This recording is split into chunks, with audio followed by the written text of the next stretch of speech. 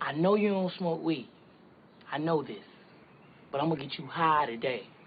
Cause it's Friday, you ain't got no job, and you ain't got shit to do.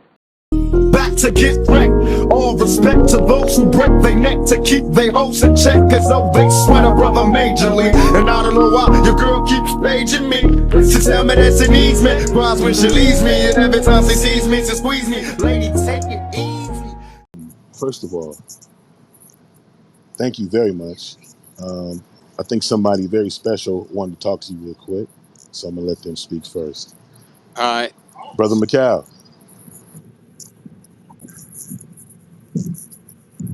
Brother McCall, you there? Yes, thank you Go ahead. for Freeway Ricky. Welcome. Oh, thank you for inviting me in, man. Hey, you're so beautiful. We had to get the king entrepreneur in the in the what we call the Black American Black Twitter experience. So you enjoy. So we're here for you, brother. We're listening. I'm I'm Thank you. already just from hearing the voices. Already made me enjoy. You're beautiful. Thank you. Thank you. Yeah, absolutely. So, first of all, I grew up myself, Southern California, my whole life. So you're an absolute legend to a lot of young men my age, younger, older. Um, so I guess I wish we should start from the beginning. Now you weren't born in California, correct? No, my mom moved to California when I was about 4. Okay, that's so you basically a native, but um, Yeah, what? just as much as anybody else, I feel. Right, exactly. So, what state did you were you born in before you came to California? I was born in Tyler, Texas. You know, they just gave me the key to the city in my own day. So, uh, Okay, yeah, it was exciting. A couple weeks ago, I was down in Texas, and the mayor gave me the key, and in my own day, it was like, wow, y'all recognize my transition and my turnaround. You know, I'm wanting my turnaround to be uh, much greater than my thing that I became famous for. absolutely. Listen, a lot of Californians, Texas seems like the biggest state. In the California story of Black people moving to California, Texas is like the most common state in our background. So I guess you were no different. Well, Yeah, you know, Texas at that time was, um, Juneteenth is when the final slaves in Texas were set free. But Texas was still very, very racist when I mean, I saw black and white bathrooms. You know, I'm 64 years old, and I experienced a situation where my mom took me to a hospital, and they told us we couldn't sit in a certain room, we couldn't touch a certain TV because they was white only. wow, man, that's messed up, man. So, so you said, nah, I'm since you already gave your age, I can start talking about years. You took that pressure off me to try to, so I appreciate that. So basically, it's 1964 when you come out to California. Correct. Okay, okay, that's a man. That's a year, man. That's what Civil Rights Act, Immigration Act. You got Malcolm X right before he passed away. Martin Luther King is at the height of his. Man, that's a really important time for Black Americans when you came out to California. What do you remember? Like, was there like a culture shock? I know you was only 4 years old, but could you see a difference even then? Like, a big difference between California and Texas. A much different, much different. You know, where I stayed in Texas was a very rural area. There wasn't a house within miles. You know, I didn't really have friends. Coming to California, there was uh, much closer proximity where people stayed, and I also came there right during the Watts riots. You know, the Watts riots was just jumping off shortly after we got there, so I experienced that. Army trucks riding down the street, I got to see the Black Panthers marching and the us marching. Um, we stayed at in Watts. I got to see houses and businesses burned down to the ground. You was in Watts in 1965. Dang. Yep, Wow. I stayed right there. Wow. Yeah, my granddaddy from the Jordan Downs, that's real old spot that Jordan Downs is. He was there like in the 40s. But my granddaddy, Well, that's where he's from. we was walking distance from the Jordan Downs where we stayed. We could literally walk to the Jordan Downs in a couple minutes. Excellent. All right, so your early life, growing up in Watts, what are some of the things that helped to mold your early life? Well, back then it went really fast. As I look back at it right now, I don't remember much of the Watts riots. I know my brother started marching with the us, and that was my first taste of police brutality when one of them hit him in the nose, broke his nose. I remember coming to the house with a bloody nose and saying that the cops had did it to him. Um, the burning, of the buildings, the Black Panthers, marching with guns and trying to protect what they felt was black civilization. Absolutely. Absolutely. So now I know you were an athlete early on. Like what time did you start getting into athletics? At what age were you? Tennis, right? Uh, well, no, I played football and basketball and baseball before Okay. tennis. My older brother, played football, so he would throw the football to me. So I started off with football and just gravitated to all the sports. I started playing tennis at about 12, maybe 13 years old, which uh, I credit with probably saving my life from a life of crime because at that time I was really considering being a gangbanger. Yeah, I had read that somewhere that Stanley Tookie Williams was somebody who I guess you had seen around, who you looked up to when you were coming up. Yes, he was one of the guys in our neighborhood. He was one of the leaders of the Crips, but there was other guys that stayed around me that were Crips that I looked up to, and by them looking up to him made me look up to him even more. Right. Yeah, another Southern Californian legend with an incredible story. We actually got somebody else up here who's from Southern California.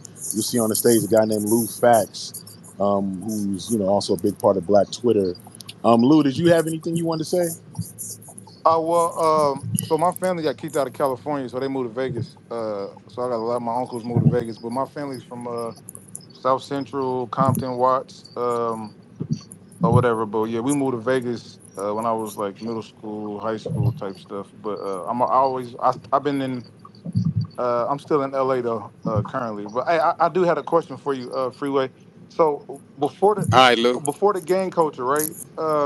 Are you familiar with the Right. Sons of Watts, the Farmers, the Hustlers, the Gladiators? And then, if you are, can you explain that and what was going on prior to like gang culture in LA? Well, I knew a little bit. I heard a little bit about the Gladiators. I didn't really get to see them. I was a little young before they got started. Um, but LA was you could ride your bike anywhere. You could pretty much go anywhere you wanted to go. I remember the first day that I remember that Crip killed the blood. It was over a football game. Okay, and then my second question was, so it was a they used to have like factory jobs on Alameda, and I think it was the '70s or '80s. I don't know which was, but I guess a lot of people, a lot of black men, was working them jobs, and then they end up getting locked up. I mean, not locked up, shot out of the job market, and then that led to like a lot of people getting involved in the drug game. Are you familiar with? I forgot the. My dad used to tell me it was.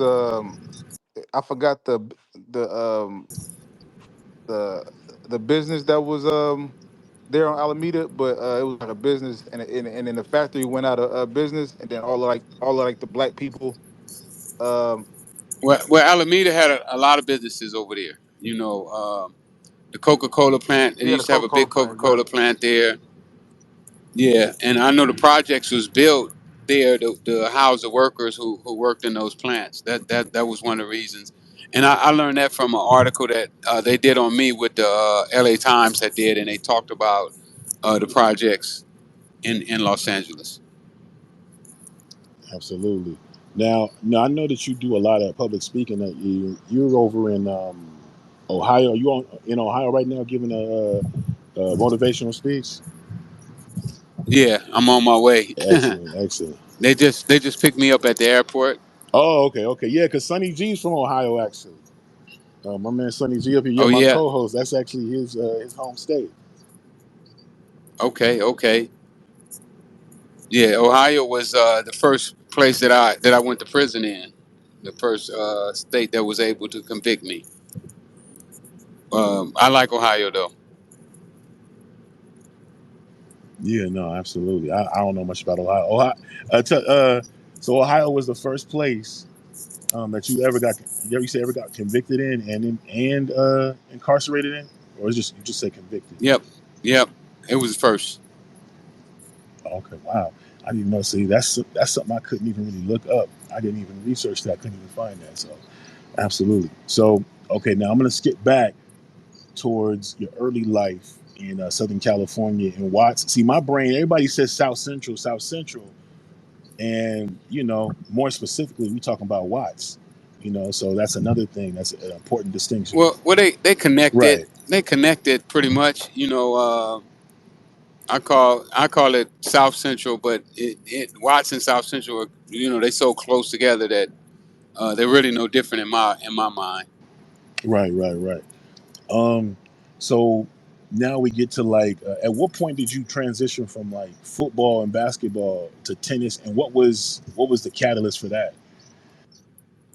Well, it was around the ninth grade. I was a small guy in junior high school, and when the high schools came down to do their recruiting for football players and basketball players, uh, I got overlooked. I'd already started playing a little tennis, just messing around with it. But it was that time when I decided to go full fledged with it. Right, and from what I've read and seen and heard, you were pretty damn good. Yeah, yeah, I was pretty good. I made all city. Had beat some guys that was on the pro circuit.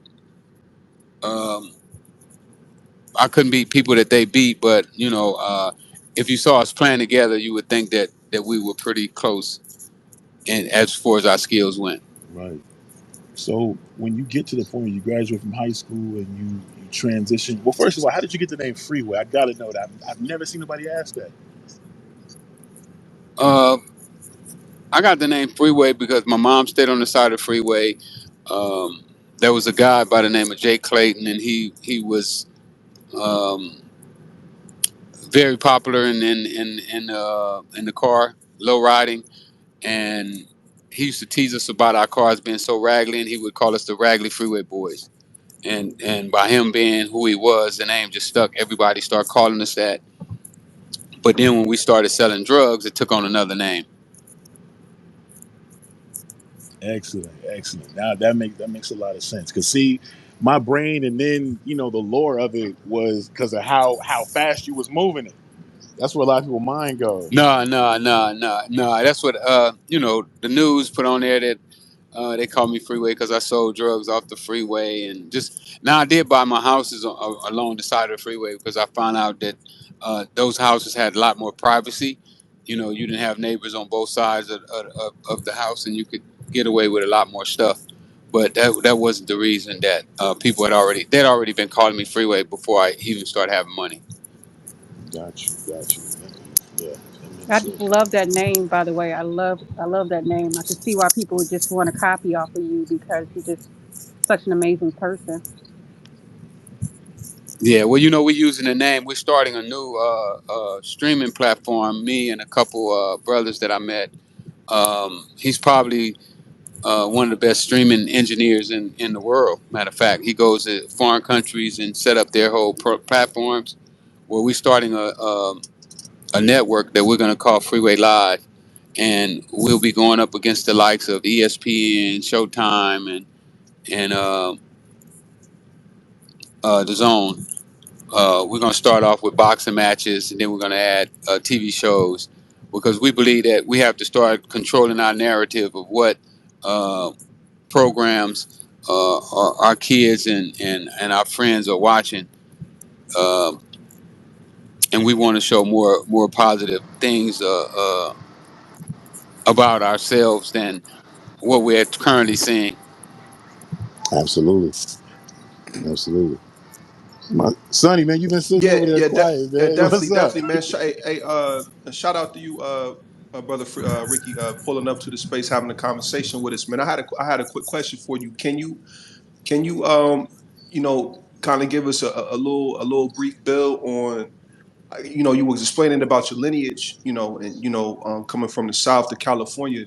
Can you, give us a brief little build about like how was the interaction between Black Americans and non-Black Americans when you first came out there? Well, in California, we really didn't have. I didn't have much contact. In Texas, I had more contact with whites because my uncles was already entrepreneurs who had their own businesses, and their businesses was really taking care of white people's property, uh, hauling their wood, hauling their hay, things of that nature. But in California, it was so much bigger that we had a big black population, and I mean in LA, the black population was ginormous when we first moved out. I mean, we had from downtown all the way back to Watts, and even parts of Compton that we were occupying. Okay, okay. Being out, because like I'm from Ohio, so being the outsider looking in, you kind of, and how they kind of paint the pictures, you always get a perspective like it was always like Mexicans and blacks, and I just kind of wanted you to. Okay, it No, wasn't. no, there was no Mexicans in LA at Okay, that time. Uh, when we started seeing Mexicans, probably around the 80s, when Mexicans started migrating into Los Angeles. At that time, it was South Central was almost all black, that's with crazy. still a few whites living there. I think when we moved, when my mom bought her house, there was only one white person still standing on the street, and they owned a local business, so they were kind of like staying there to hold on to their business. That's crazy. So you think, are you? So you pretty much saying that they pushed the blacks out, and Mexicans just got there in the '80s. Yeah, yeah, pretty much. Well, the crack epidemic definitely helped in that because what happened, the kids got on crack, and when the parents uh, passed away and left the houses to the kids sold the houses off or either lost them in foreclosure. Or So many nuisance and different ways. abatement. Yeah, the Yeah, police took and it. we also had what they called a red line at the time, where they weren't loaning money to South Central, and now South Central is one of the most valuable properties probably in California. Definitely. Hey, I had a question for you. So, can you talk about like during the crack era and like specifically like the '80s when they created like the 1986 crime bills and the 1994 crime bills, and this was all around the same time like Latasha Harlan got killed by the Asian store clerk and Rodney King riots. Can you just talk about that era and like what was going on with the police officers at the time? Because like the community uh, had a distrust for the police officers at the time for what they did to Rodney King. Just the history of like the LAPD. Can you kind of break that down? Or what they did to Rodney King, what they did to me before Rodney King. The day that I got arrested, I was handcuffed uh, and shackled on my feet, and I was beaten the head while I was handcuffed and shackled with flashlights. They allowed the dogs to bite me while I was handcuffed. It was six white cops, big guys too. Um, so before that, but there's been a distrust for the police in the black community even before that. Um, Before the Rodney King trial, before any of that happened, we definitely didn't trust the police. The police treated us different. Would make us sit on curves and uh, just didn't treat you humanly. You know, um, when they pull you over, you're not even supposed to get out of the car. Well, they would drag you out the car, throw you on the ground, face down, handcuff you, and basically treat you like a criminal, like a real criminal, even when you were a 16, 17-year-old kid. So it had been a distrust for the police, and the way they went in uh, and did with the crack laws, they uh, demonized the people who were actually selling crack, who really were the victims Absolutely. Is of it? a war that our government, uh, when we later find out that our government had been the ones putting the drugs into the community in the first place. That part. Now let's make sure we keep this timeline going. So when we last left off, we're basically talking about, you into high school, athlete, tennis, all city. So what led you from, being a really good tennis player to getting in the game? Not being able to read, not being able to go to college um, to play tennis, because I really didn't have any admirations to do anything else but to play tennis, and I didn't pay attention in school. I never found a reason to want to read or write. I didn't see where I could use it at. Wow. And to be as Speak. successful as you were, man, you obviously had to be a highly intelligent person, for sure. Well, once I look back, when I was sitting in jail writing my book, and um, after I learned how to read and I'm studying law books, I only thought about how many other young black men that this system, who had teachers who really didn't care if we learned or not, they were only there to get their checks, had let slip through the cracks. The situation with you saying you never saw need to want to learn how to read. What was your motivation? What was that turning point that made you say? Was it because you were in prison at the time? Did you have someone who motivated you, or did you have to motivate yourself?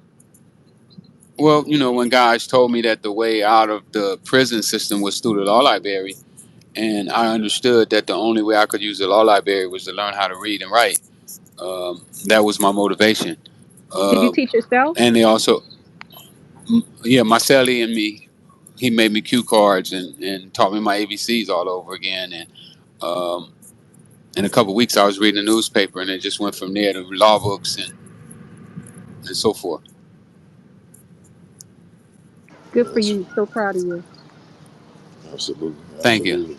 So I heard you say something that I didn't even really think about when it came to, getting in the game, and who's the first person to come to you when it comes to, drugs or whatever. The first person to actually offer it to you, or get you in it or whatever, is somebody that you trust.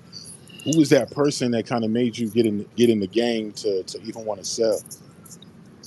Well, when we think about it, the first person that I would say that got me wanting, that even made me think about drugs, was a movie called Superfly. That movie planted a seed in my mind that that drugs could be beneficial to a person.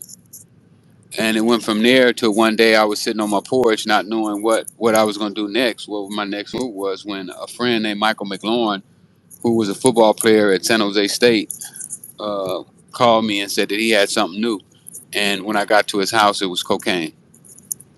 Damn. And then when you get to like knowing you can make money off of it or whatever, what got you that first, like that first sale experience, and then choosing it at, like, for your livelihood? What caused that? Well, the first time I lost, the first thing he gave me, I lost it. A guy named Martin beat me out of it. Um, but and I really thought about giving up. I didn't think that it might not have been for me, but Martin brought somebody else back, and that started my business. Wow. So now, you get man, and I'm thinking about all the different, media that's been based on your story. That, they basically just ripped off your life. We'll get to that later. And I'm thinking about something that I saw visually. like talking about that story. So when you get to the successful side of it, how long did it take from like your introduction to just where you started just getting it? Well, I started off just being like a runner for Mike. People would come by because Mike didn't stay in South Central.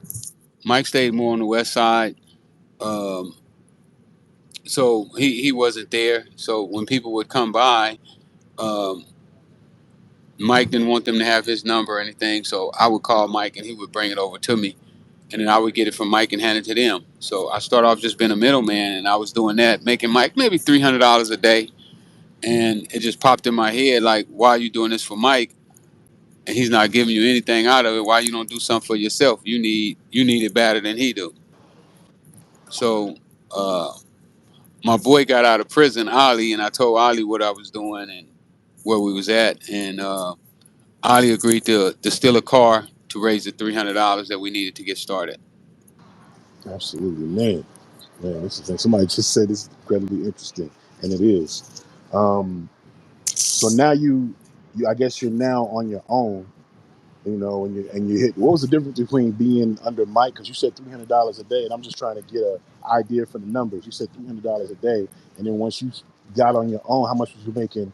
You know, after that next step. Well, when we started off, we were buying for Mike. We just had money to buy instead of him giving it to us on credit. So we felt that we would get a better price, a little better price, and be able to make a little money. And we did. We would spend $300, and you could take that and make close to 900, and we just kept stacking it. And then we started to meet other people that knew where we could get cocaine from other people. Hey, can I hop in here real quick? Yeah, please do, man. Yeah, definitely. Hey, Ricky, can you? I just want to take it back real quick. Can you take us back? Because what we see right now is like the exploitation of like gang culture, right? Like you even see it like in London now. Like people like I was watching a little flick on Netflix with my girl a little earlier. I think it's called Supercell. And we sitting here watching it, and it's based in London, and they got Bloods and Crips out there. And like, could you just explain and like break down like the infiltrate what like the original purpose for gangs, like what you seen, the original purpose was for gangs, when they first was introduced. Like, can you just break that down? Yeah, well, from what I understood from Tookie and those guys, they said that they formed to stop people from coming into the community, messing up the community. And I can relate to that because even though we didn't necessarily gang bang, but we had our own little group that we. Please unmute yourself. I accidentally muted you. I apologize. You can unmute yourself. Sorry. All right, I said that I can relate to that because we had our own like little gang in our neighborhood. We call ourselves the Flower Street Boys, and what we would do, Flower was the street right next to the freeway, and we wouldn't allow anybody to come over in our neighborhood and do anything. There was a tunnel right next to our house, and people would catch women coming through there and try to snatch their purses, and sometimes we saw pimps beating up women on the street, and we would intervene in those situations because we didn't want those things happening in our community around our families. So I understood how they could have started out as one way, and then it wind up getting misinterpreted to what we see today, where Crips is fighting Crips. Because, like I said, the first time that I knew that a Crip shot of blood was over a football game. We used to watch the Crips and Bloods play football all the time at the park. Wow, man. Yeah, I didn't even know that, man. Definitely, definitely. So like the original intent, you pretty much was explaining like the You cut out, Sonny. Oh, okay, cool. Um, Yeah, and I talk about this in my book too in more detail. So y'all that ain't read my book, you need to go read it if you want to get the history of drugs and the early gang banging. right now, how many books do you have, by the way? Yeah, that's a good segue. You have at least three that I know of. Yeah, I got 3 out right now. I'm working on 2 more. I'm working on Why Niggas Don't Want Money, and I'm also working on what if I would have had some help. Okay, okay, cool. Now, the website we can find your books at, and you also got a T-shirt, and the T-shirt is what it says. The real Ricky Ross is not a rapper, or something like that. Yeah, Yeah, yeah, you wearing it. Matter of fact, you yeah. wearing it in your profile picture. I'm wearing it Yeah. now. Hey, what color? What color you got on right now? Army Oh, green. okay. That's what's up. That's what's up. Well, somebody asked me one day, why do I wear that T-shirt? And I said, because it pays me. I'm not gonna do nothing that don't pay me, or somewhere that I don't see some type of benefit for me or the ones that I care about. Yes. And that's one of the things that I believe that we as blacks do too much. We give our, all of our powers, all of our votes, our money. We don't take our stuff and make it work for us. And we got to start doing that to compete in this society, because everybody else is making all their things count. Yeah, well, good point. Now, another thing too, you're now the website we can find everything at, is it called freewayRickyRoss.com? Freeway Ricky Ross? Yep, that's it. Yep, Okay. freewayRickyRoss.com. Okay, now I'm gonna put that up and I'm gonna put that in the Jumbotron. That way, in the Jumbotron is a little thing above us on the screen.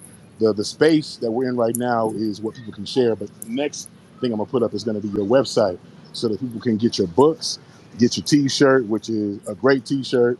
The story about you getting that t-shirt is pretty cool too. And what the t-shirt did for you, man, because that's your name, and obviously people have been very loose and unfair with your name, which we definitely gonna get into. But yeah, that's a really cool. I love that T-shirt, and the story behind it makes you want to buy it. Yeah, it's dope. I mean, just the whole. I mean, it sounds like a movie, but they say real life is better than fiction. So um, the whole get down behind that T-shirt and what it done for me, financially at a time that I really needed it, is amazing. Yeah, I'll say. Yeah, no, I love hearing you tell it. I guess the stuff that you find out and how important something is that you just seem unassuming. I just thought you was making a statement because somebody had just took your name and was trying to make money off of it or whatever, and it's like you just making a statement. Hey, man, no, this is me right here. And then to find out that at a time when you really needed it, you used your name to your Yeah, advantage, man. that was my hustle when I got home from prison. Like I said, I went on Joe Rogan, and when I met Joe, the first thing I thought about, I'm like, he's rich, and he's saying he knows how well I handle money and so forth. I'm like, well, why you don't throw me something? Let me go to work, uh, um, and he told me, oh man, you should do a T-shirt. I was a little mad. I told him too the other day when I did the last show. I was mad at him when I left that show. But I got another break, and a guy came up and told me about the T-shirt, and the good thing about it is that I listened to him. Just like I listened to Joe, I already started working on the podcast, so I'm putting the podcast in motion right now as well. But it's very important to listen to people, and especially people who are doing it. You got to be able, and that's why it's so important for us to have role models in our community. Because if not, then the kids are going to be listening to the guys who look like role models in the community. And I believe that our first entrepreneurs that most young black men and women see is a drug dealer. Right, right, no, right. Um, and the next question I was going to ask you, and this is going back into the timeline. So now we're right at the beginning, and now there's another thing too. The drug that you were selling, right, when you was with Mike from San Jose and all that, was you selling like just that the powder, or did you start rocking it up by then? I start off as powder. Okay, excellent. It took me a while before I was able to rock it up. Everybody had me believing that it was rocket science to rock. I mean, it is science, to rocking it up, but it wasn't something that anybody couldn't do with somebody taking some time out and showing them how to do it. That part. All right, so when you were still in the powder stage, So what got you to like just get into, you know, where it's just you and you start getting your organization right?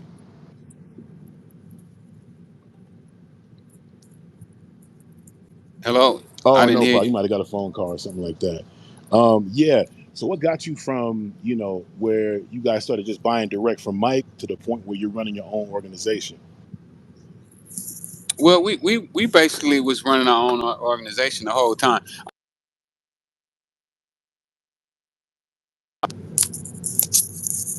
Can you hear me? Yeah, I got you now. You said you was Yeah, basically yeah. running your own organization? Basically, when I was just doing it for Mike as a favor. What I did for Mike, I was just doing that as a favor to my big homie. When Ali got out of prison, we basically started our own operation from that time on, and we already had our own crew. You know, we had the guys who I was telling you about, who was the Flower Street Boys, who we all played on the same football team. We was the baseball team and basketball. We bicycles and skates, and you know, it was about 15 or 20 of us, and that became my organization. Absolutely. Absolutely. So now that we're, you know, in the beginning, whatever, when did you meet that that guy, the spook, or the person who's connected to them folks, you know, that leads to Oliver North and all of that? Well, I had been trying to figure out what type of career I was gonna have for myself, and I had went out to a skill center called Bennett Skill Center, uh, and I met up with a guy named Fisher, who was a teacher of a upholstery shop, and me and him would become friends. He played tennis, and we kind of hit it off, and I felt real comfortable about him, and I told him that I was selling drugs, and he told me that he had somebody he wanted to introduce me to. So his friend that he introduced me to is a guy that eventually got me to the Nicaragua, got me inside of the Nicaraguan Contras. Man, man, that's one heck of a story. Also, to reset the room, I know people are requesting to come up to speak to Mr. Ross. Hold on just a second. The people that are actually on stage are part of the space. We can only have two co-hosts, but these basically people on stage right now are also my co-hosts, along with Mr. Ross. After we get through the interview, if we have time, we will get to the questions from the audience. So that's why I'm not I just letting want up to ask speakers. everybody in the room, in the space, could they please share the space again? Thank you. Absolutely, man. So now you're in the crux of it. So this is when you meet the guy. What year is it when you meet the guy that you were playing tennis with, who connected you with the other guy? Well, I've been dealing with Mr. Fisher from about 78, 79. Oh wow, wow. That's like you So basically you had just turned, you just grown, you was just an adult. yeah, I was just turning adult, you know. But you know, I grew up different than a lot of the kids today. You know, I was already looking at uh, how I could help my mom. You know, how I could help us improve our situation. Man of the house. Yeah, Yeah, man well, of the well, you house, know, right? we didn't really have them. You know, my father and my mom broke up when I was 4 months old, so I didn't have a father around, uh, and I was just you know want to help her do better, and want to see my brothers and sisters do better. Nah, it's a commendable thing, man. It's a commendable thing. So